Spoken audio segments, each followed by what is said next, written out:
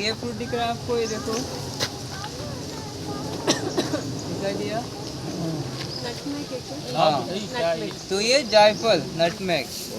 ये तो जब ये फ्रूट बड़ा और मैच्योर जब ये हो जाते हैं, अपने आप ये ऐसा ओपन हो जाता है और उसका जो अंदर बीज रहेगा ना, उसे रेड कवरिंग होती है। तो आपकी जावित्री या फिर जापत्री, जो कि आप पुलाव बिरयानी वगैरह में यूज़ करते हो, अंदर का जो बीज रहेगा वो जायफल। तो एक ही पेड़ से आपको दो तरह के मसाले जो है मिल जाते हैं, जायफल और जावित्री। और ये पेड़ जो है 50 से 60 साल तक ये पेड़ टिकता है। और जायफल अगर आपको देर रात तक नींद वगैरह नहीं आती तो जायफल उसमें जो आपको काम आता है। उसके लिए क्या कीजिए, जायफल का कूट कर जो है पाउडर बनाना है और बॉइल्ड मिल्क के साथ उसे मिक्स करके पीजिए, उससे आपकी नींद जो है इम्प्रूव हो जाएगी। लेकिन ध्यान में रखना कि चुटकी भरी पाउडर लो, ज़्यादा ले लिया तो 2 से 4 दिन तक सोकर भी रह सकते हो।